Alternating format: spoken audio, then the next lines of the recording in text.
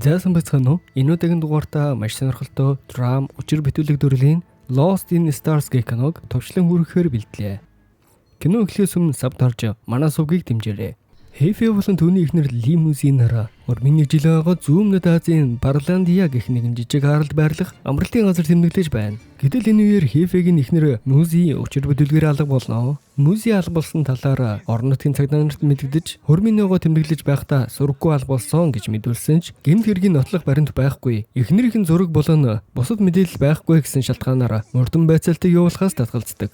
Энэ явдлаас хойш 2-7 хоногийн дараа Хэфи ууртайгаар цагдаа нарт шаардлага тавьж хэргийг мөрдөн байцаах ажиллагаа маш удаан бас нэг гол шалтгаан орчуулагч байхгүй бөгөөд орон нутгийн цагдаа нар түүнийг ойлгоход бэрхшээлтэй байгаад Хэфи уурлан цагдаагийн ахмад руу дайрснаар цагдаагийн хилцээс хүүдэн гарнаа. Гэтэл түүн дээр хятад хэлээр чөлөөтэй ярьдаг. Офицер Жин эхнэрийг нь олоход туслахаар болж маргааш нь тэд уулзахаар тохиролцов. Хэфиж өрөөндөө буцаж очиод амарнаа. Маргааш нь Хэфис ирэхэд өрөөнд нь үл таних эмэгтэйс ирэх бөгөөд Хэфиш түүнийг хэн болохыг асуухад үл таних эмэгтэй өөрийгөө түүний эхнэр Музи гэж маш ээлгээр хэлээд бид гэрлээд 1 жил болсон. Хөрмийн овоо тэмдэглэн Айлэж яваа талаар түүний мэдих бүгдийг нь яг тодорхой хэлсэн ч Хэфиш маш ихээр гайхаж эхнэр нь бол яагаад ч биш шал өөр хүн болохыг хэлээд мөрдөгч Жэнэр залгаж тусламж хүснэ. Мөрдөгч Жэн ирэхэд үл таних эмэгтэй өөрийгөө Музи гэдгийг нотлохыг оролдож өөрийнхөө паспортыг түүнд үзүүлнэ. Мөрдөгч түүнийг сүүлийн хэд хоног хаана байсныг асуухад Музи нөхөртөө ууралсан тул айлгах гэж арлын өөр нэгэн буудалд түр байрлаж байсан гэд Хэфитэй хавуулсан зургнуудаа үзүүлэхэд Хэфиш маш их гайхаж уцаа шалгахад түүний зургнууд бүгд үл таних эмэгтэйтэй хамт хавуулсан зургнууд байгааг хараад маш их сандарна. Түүгээрч барахгүй үл таних эмэгтэй зөвхөн Музигийн мэдэх ёстой хувийн, нарийн ширийн бүх зүйлийг мэдэж байдаг бөгөөд ижилхэн сорвтой байна. Хэфич маш их гайхнаа. Мөрдөгч юм бүхнийг сонсоод Хэфэд нэг л итгэхгүй болсноор түүнийг орхиж явна. Хэфиш түүнийг өөрийнхөө эхнэр гэдэгт итгэхгүй. Хамт авахулсан гэрэл зургийг олохоор фотостудийн газарт очисон ч тухайн газар ажиллахаа болсноор эхнэртэйгээ хамт авахулсан зургийг олж чадсангүй. Ингээд Хэфи номын дэлгүүрт очисноос санаж мөрдөгч Жэнийг дуудана. Эхнэрийнхээ ном худалдаж авч байгаа камерын бичлэгийг олж авахаар очисон ч оронд нь нөгөө л нэг үл таних эмэгтэй бичлэг байв. Хэфич гинэд толгой нэргэж эмээ уух гэтэл үл таних эмэгтэй түүнд хандаж эмч чамайг энэ эмээ ууха зогсоо гэж сануулсан. Үнэн дээр Хэфи сэтгэл зүйн асуудалтай байсан бөгөөд зүудэндээ ярьдаг. Бүр эхнэрийг хүртэл алахыг оролцсон гэж үл таних эмэгтэй мөрдөгч Жэн тайлбарласнаар түүнийг баримтжилсангүй. Мөрдөгч түүнд хандаж сайн эхнэртэйдээ баярлаж яваа. Дахиад над руу дуудлага өгөх хэрэггүй гэд түүнийг орхиж явна.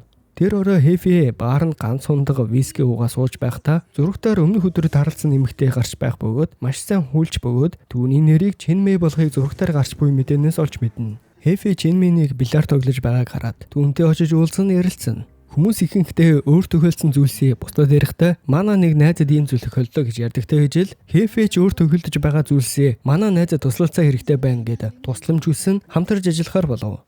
Чэнмэй түүнд нэгэн болсон явдлыг ярьж өгнө. Өмнө нь энэ харал дээр амарч байсан хосуудад нэг нь хачирхалтай хэрэг гарч нэгэн залуу эхнэртэйг хамт аялаж байхдаа эхнэр нь хувцас солих өрөөнд ороод буцаж гарч ирээгүй. Нөхөр нь нэлээд удаан хүлээсэн ч эхнэрийнхээ араас ороход хинч байхгүй байсан бөгөөд ор сүрэггүй алга болсонд залуу эхнэрээ хайж нэлээд явсан ч ямар ч ул мөр олоогүй. Мөн эхнэртэйгээ энд ирсэнгийнхээ ямар ч нотлох баримт байгаагүй гэж тайлбарлана. Залуу олон сар хайсан ч олоогүй тул бууж өгөөд буцахаар шийднэ. Гэтэл хэдэн жилийн дараа Тайландын нэгэн баарнд сууж байхдаа эхнэрийг гинжлүүлсэн байхыг олж харна. Хүний 8-ны хогрч болсон гэдгийг олж мэдсэн талаар ярина. Хэфи маргааш нь Чэмэгийн офис дээр уулзнаа. Хэфи үннээ хэлээд манай найз биш. Надад тийм зүйл тохиолдод байна. Та надад туслаач. Би үн хөлсийг хангалттай өгнө. Миний визний хугацаа дуусаад 3 хоног үлдсэн. Тиймээс та надад туслаач гэснээр тэд хамтарч ажиллахаар болж Чэнмэй түүний эхнэрийнхэн талаар бүхэл зүйлийг асууж хизээ хаана анх танилцсан гэд бүгдийг нь яриулнаа. Хэфи усан сэлэлтийн дасгалжуулагч байсан бөгөөд эхнэр Музейн живэх гэж байхад нь Хэфи түүнийг аварснаар тэд анх танилцаж Хэфиш түүнд хэрхэн тусламж гуйх дөхөөг зааж өгнө. Энэ цагаас эхлээд л тэд бие-биедээ дасаж дурлалсан бөгөөд нэлээд хугацааны дараа дахиж уулзна. Музейгийн талаар мэдэх цорын ганц хүн нь түүний найз Мэнтэй холбогдох гэсэн ч түүнийг WeChat-д блоклсан болохыг хэлв. Нэгэн өдөр тэд замдаа осолдож Хэфи түүнийг аварснаар Муза түнд улам их итгэж энэ явдлаас хойш 3 өдрийн дараа тэд хурмаа хийсэн гэв. Чен Мэж заадаг үлээ чиний эхнэр энд ирснийг нотлохоор баримт хайж олцгоё гэд. Тэдний очсон бүхий л газрыг шалгаж эхлэн. Гэрэл зургийн студиэс эхлэн зоогийн газар, номын дэлгүүр, буудал гэдэл бүхий л газруудаар нь очиж шалгана. Хефэж яг хаана явж байгаад хизээ алга болсныг түн тайлбарлана. Тэр өөрөө бааранд эхнэрийг хүлээж сууж байгаад эхнэр нь жирэхгүй удаад байсан тул явах гэтэл уултын тэмцээнд үргэлдэн маш их уугаад тасгарсан бөгөөд 0 царайд эхнэрээ хайж эхэлсэн. Буудалд очиж шалгахад эхнэр нь байгаагүй. Эхнэр нь аль хэдийн гарсан болохыг буудлын ресепшн түнд хэлсэн гэв. Ингээд л эхнэрээ хайж эхлэн өнөөдрийг хүрлээг ямар ч уулмөр олоогүй гэв. Чен Мэгийн олж илрүүлснээр энэ хэргийн ард маш том хүний наймааны бүлэглэл байгаа. Эсвэл эхнэр чинь чамайг сорж байгаа гэв. Ингээд тэд хяналтын камерын бичлэг, хуурамч, зориудаар сольсон ресепшн болон бусад хүмүүст өнөмшүүлж санаж байхаар төлөвлөсөн. Энэ бүгдийг эртнээс зохион байгуулсан байх өндөр магадлалтайг Чен Мэй түн тайлбарлав. Тэднийг ярилцаж байх хооронд өөрийгөө түүний эхнэр гэх үл таних эмэгтэй буудлын өрөөндөө ирэв. Чен Мэй ч өөрийгөө танилцуулсан ч үл таних эмэгтэй түүнийг хардан Хефэг уурлав. Чен Мэй ч явхдаа түнд чагнагт хөөөрөмж өгнө. Хефэж жүжиглэн үл таних эмэгтэйг өөрийнхөө эхнэр мөн гэдэгт итгэн. Жүжиглэн хамт оройн зоог барих үед нотлох баримт олохоор хэд хэдэн асуултуудыг асууна. Чен Мэй ч тэдний ярилцахыг чагнагт хөөөрөмжөөр чагнасан. Үл таних эмэгтэй өөрийгөө биш гэдгийг нотолж чи мюзик хизээч олохгүй гээд өөрөө ширээрнээс унаж Хефэг түлхсэн мэт хүмүүсийн анхаарлыг татж намайг бити гэмтэйгэж гэж уйлан жүжиглэн. Энэ үеэр Чен Мэй ирж Хефэг аваад явна. Хүний наймааны бүлэглэл тэдний араас сууж байгааг гадарснаар тэд Чен Мэгийн ажил дээр ирж цагдаад нотлох баримтаа илгээхээр бэлтгэцгээв. Маргааш нь тэднийг нотлох баримтыг өгөхөөр явах үед хөлсний алуурчин дагаж байгааг гадарлана. Чен Мэй хотоос гарч зүгтээ машинаа солиод хөлсний алуурчны араас дагна. Хөлсний алуурчныг дагсаар түүний байрлах ашиглалтанд ороогүй барилгын газарт ирцгээв. Тэндээс маш сонирхолтой баримт олсон нь Хефэ болон жинхэнэ музикийн пассвортыг нь олох бөгөөд бүр хачирхалтай нь Хефэ болон музикийн зургийг байршуулна. Энэ бүхнийг тэд эртнээс төлөвлөснийг олж мэднэ. Гэнэтэл Чен хөлсний алуурчныг ирж явааг мэдээд зогтаах хэдий ч хөлсний алуурчин тэдний буудан машинаар хөөн. Манай хоёр ч зүгтсаар айлгүй газар далайн эрэг дээр ирнэ. Чен уурлаж чи надаас нэг зүйл нуугаад байна. Чиний мөрөдөд тоглож байгаа зураг байна. Чи надаас ямар нэгэн зүйл нуугаад байна. Энэ бүхнийг эхнэр чинь зохион байгуулж байгаа. Үүнийг хар гээд дааснаас нь ихээхэн хэмжээний гүйлгээ хийсэн. Буцах нислэгээ цуцалсан талаар хэлж түүнийг олох хэрэгтэй гэв. Энэ бүхнийг мэдэж байгаа цорын гац хүн нь чиний эхнэр жинхэнэ музейг олох явдал гэж хэлв. Чемэн ажлынхаа хүнтэй уцаар ярьж хайгуул хэр үр дүнтэй байгааг асууна.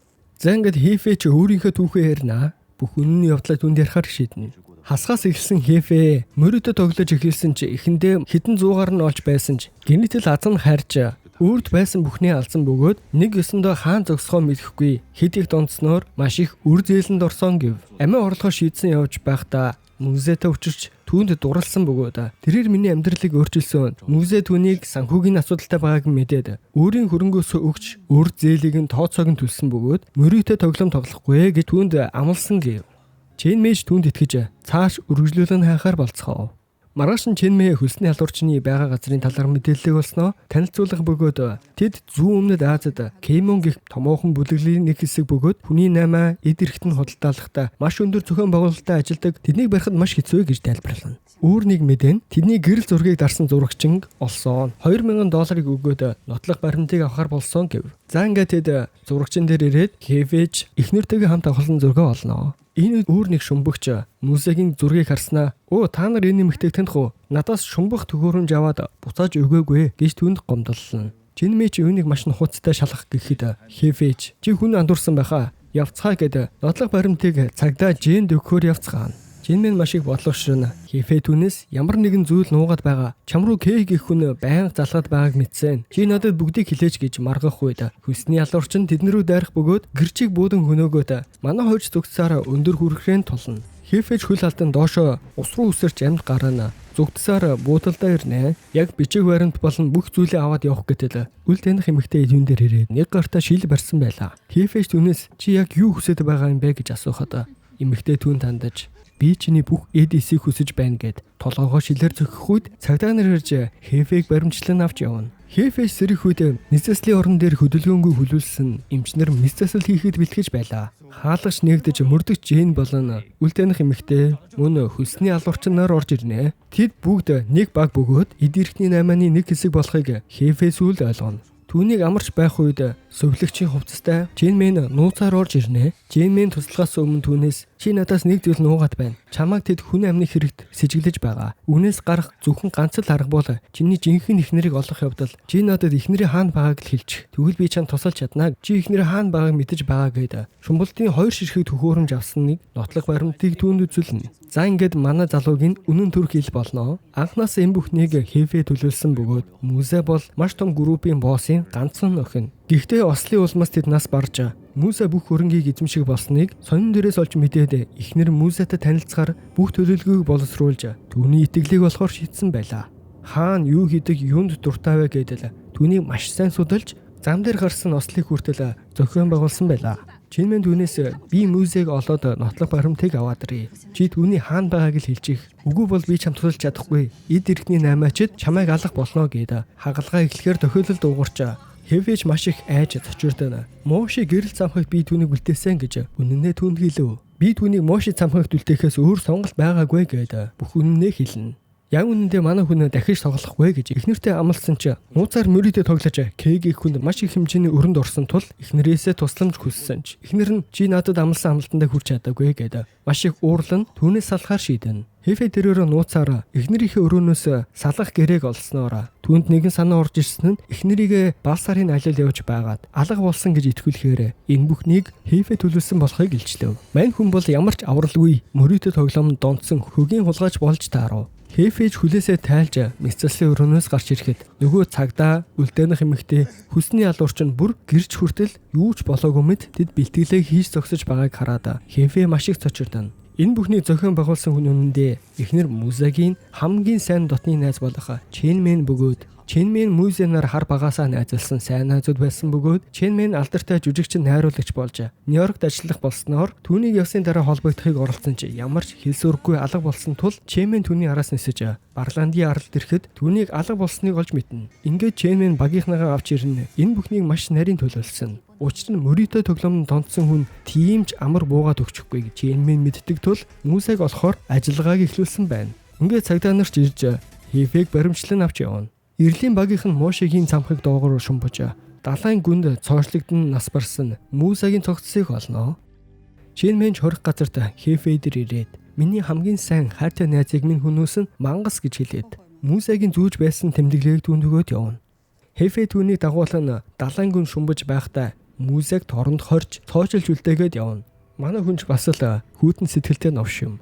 Эхнэр нь түүнд маш их хайртай жимсэн болсноо түүнийг уучлахаар шийдсэн талаар хурмын ойгоороо хэлэх гэж байсан ч Хефеж мэдэлгүй салахаар шийдсэн байна л гэж бодсоор Музеч бүр аргаа бараад хамгийн сүүлд тусламж гуйхдаа төхөөнөө хил ашиглана. Мөн жимсэн болсноо үзүүлэх гэтэл аль хэдийн оройтсан байлаа. Хефеж энэ бүхнийг сүүлд ойлгосноор өөрийнхөө хийсэн зүйлд гимшин. Ингээд Барландийн арлын шүүхээс түүнд цаазын ял онож байгаагаар энэхүү кино маань төгсөнө.